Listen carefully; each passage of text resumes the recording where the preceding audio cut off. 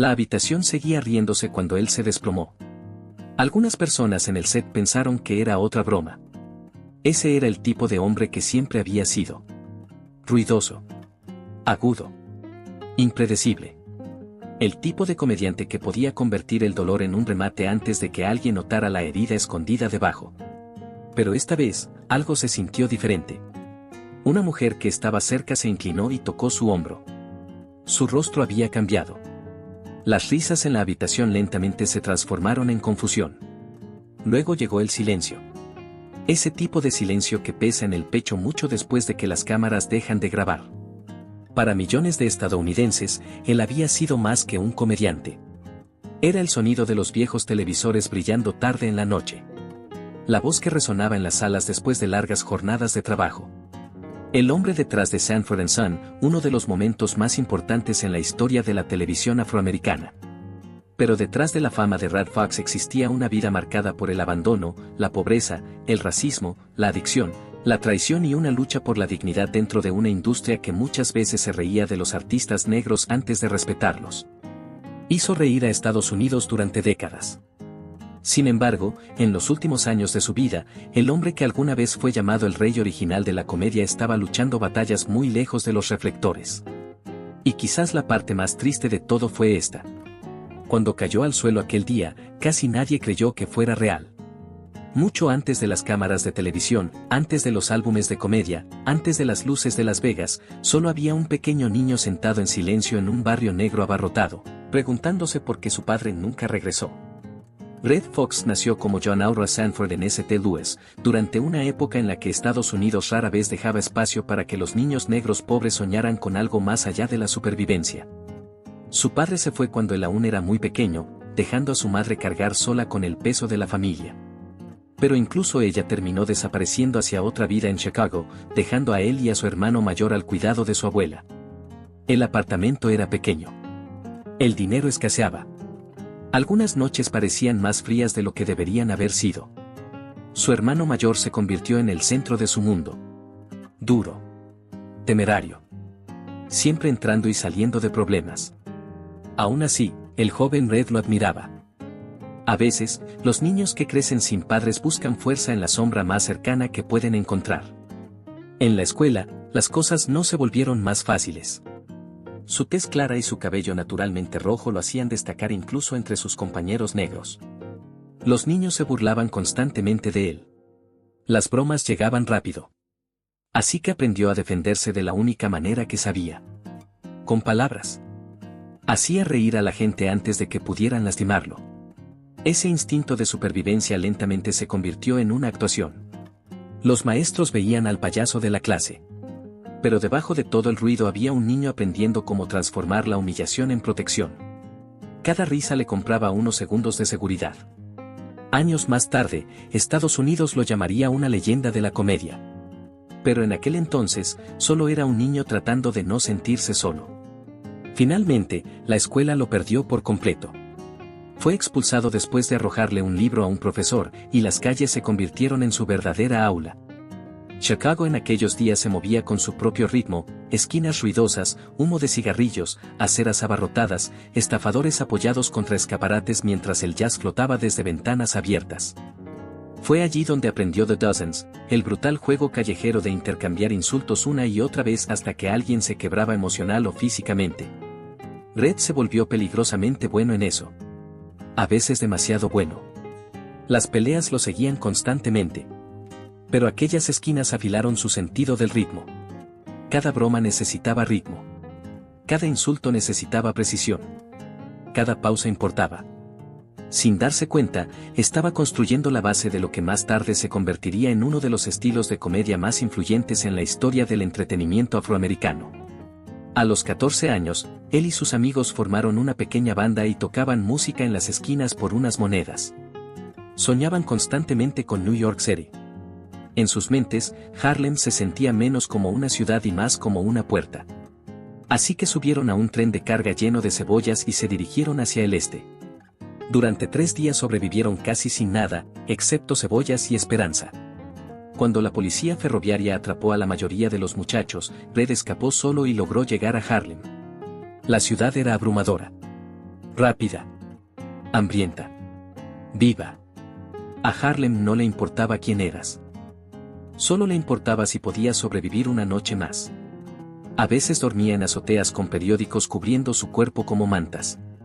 A veces robaba comida solo para poder comer. A veces se preguntaba si alguien recordaría su nombre alguna vez. Durante aquellos años conoció a otro joven estafador pelirrojo y de instintos afilados, un hombre llamado Malcolm Little, más tarde conocido por el mundo como Malcolm X. Los dos se hicieron grandes amigos mientras trabajaban juntos en un restaurante. La gente los llamaba Chicago Red y Detroit Red. Ambos hombres cargaban rabia dentro de sí. Ambos cargaban inteligencia. Ambos entendían las calles. Pero eventualmente sus caminos se separaron. Malcolm se adentró más profundamente en el mundo del crimen antes de que la prisión lo transformara espiritualmente. Red se movió hacia los clubes nocturnos, las salas de música y los escenarios de comedia, persiguiendo algo más difícil de explicar. No solo dinero. Ni siquiera fama. Visibilidad. Quería ser visto. En un país donde los artistas negros muchas veces eran tratados como ruido de fondo, Red Fox quería el micrófono. Y estaba dispuesto a sufrir por ello. Para cuando Estados Unidos realmente descubrió a Red Fox, él ya había pasado años convirtiendo la lucha en espectáculo. Los clubes eran oscuros en aquellos tiempos. El humo flotaba en el aire con tanta densidad que borraba los rostros. Los vasos tintineaban suavemente mientras los músicos afinaban instrumentos cerca del escenario.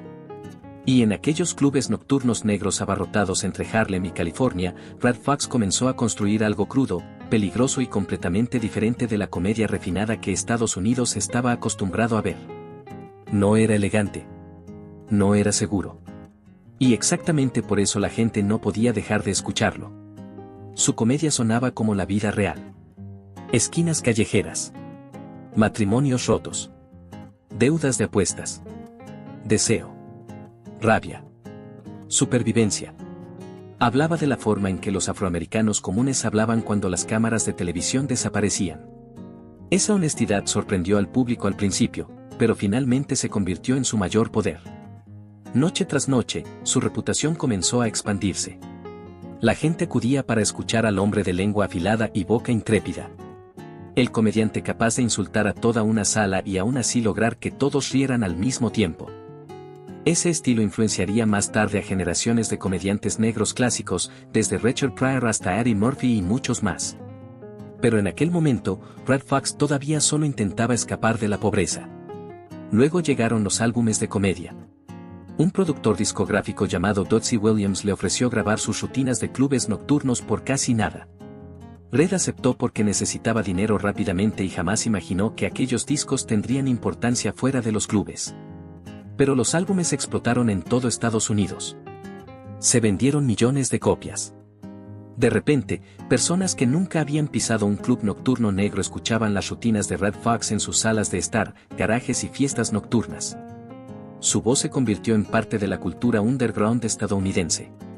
Mucho antes de las redes sociales o los videos virales, la gente memorizaba sus chistes y los compartía como secretos. Ese éxito lo transformó en algo mucho más grande que un comediante local. Se convirtió en el rey original de la comedia. Pero el éxito en el Hollywood afroamericano muchas veces venía acompañado de cadenas invisibles. A pesar de vender millones de álbumes, Red Fox ganaba mucho menos dinero del que merecía. Los contratos lo atrapaban. La propiedad permanecía en manos ajenas. La industria amaba el talento negro siempre y cuando alguien más controlara las ganancias. Esa frustración permaneció con él durante años. Aún así, su popularidad siguió creciendo. En Las Vegas, donde el racismo moldeaba silenciosamente cada pasillo y cada casino, Red Fox luchó para entrar en espacios que nunca fueron diseñados para que los artistas negros dominaran. El público blanco finalmente lo aceptó, pero esa aceptación llegó lentamente y muchas veces acompañada de humillación. Las estrellas negras podían actuar sobre el escenario. Pero muchas todavía no podían hospedarse en los mismos hoteles que los huéspedes blancos. Estados Unidos aplaudía el entretenimiento negro mientras seguía resistiéndose a la igualdad racial. Red veía claramente esa contradicción. Entonces todo cambió después de conocer a Frank Sinatra. Sinatra reconoció inmediatamente algo poderoso en él. El talento respetaba al talento. Con el apoyo de Sinatra, Redd Foxx escapó de malos contratos y entró en un mundo mucho más grande de oportunidades. Las Vegas abrió más puertas. Llegaron multitudes más grandes. Llegó más dinero. Por primera vez en su vida, podía respirar sin temer constantemente al hambre. Pero quizás su mayor contribución durante aquella época no fue su propio éxito. Fue lo que construyó para los demás. En California abrió un club nocturno conocido muchas veces como Redd's Place, un espacio caótico pero legendario donde futuras estrellas encontraron oportunidades. Jóvenes comediantes como Richard Pryor, Flip Wilson y Bill Cosby pasaron por aquellas puertas. Músicos, actores, estafadores y soñadores, todos se reunían allí. El club era ruidoso, desordenado, a veces violento, pero estaba vivo. Dentro de aquellas paredes, los artistas negros no eran tratados como extraños. Ellos eran la cultura misma. Luego llegó Sanford & Son. Cuando la comedia televisiva debutó en 1972, cambió para siempre la historia de la televisión afroamericana. Redd Foxx interpretó a Fred Sanford, un comerciante de chatarra ruidoso y terco cuyo humor resultaba profundamente familiar para la clase trabajadora estadounidense. El programa se convirtió en un éxito inmediato. Las familias se reunían frente al televisor cada semana. La canción principal flotaba por los hogares como un recuerdo. Para muchos espectadores, Sanford & Son era mucho más que comedia. Era visibilidad. Permitía que personajes negros existieran en la televisión nacional con personalidad, defectos, ritmo y humanidad en una época en la que Hollywood todavía prefería los estereotipos. Redd entendía la importancia de esa responsabilidad. Detrás de cámaras luchaba constantemente para que los actores negros fueran tratados con justicia.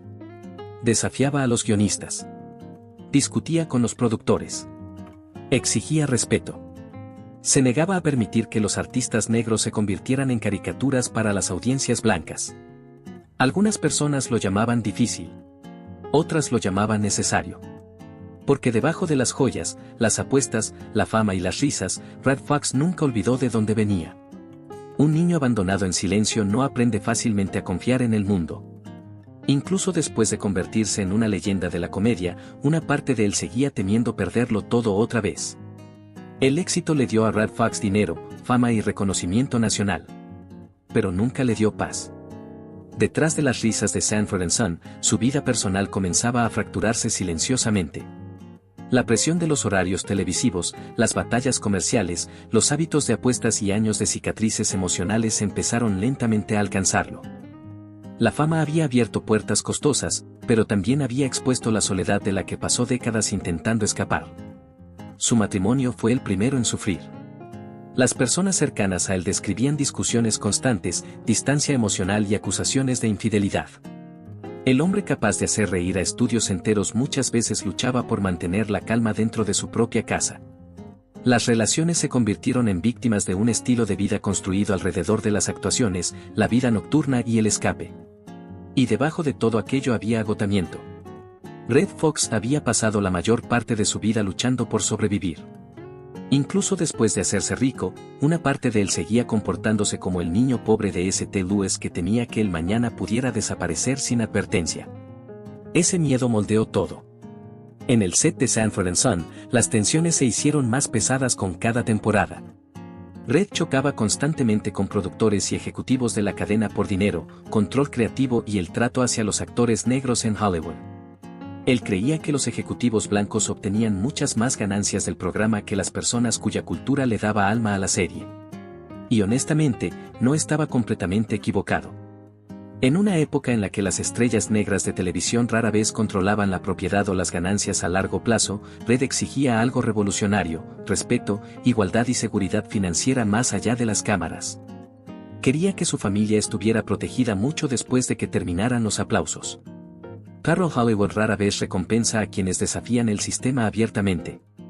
Pronto, las discusiones se hicieron públicas. Hubo disputas salariales.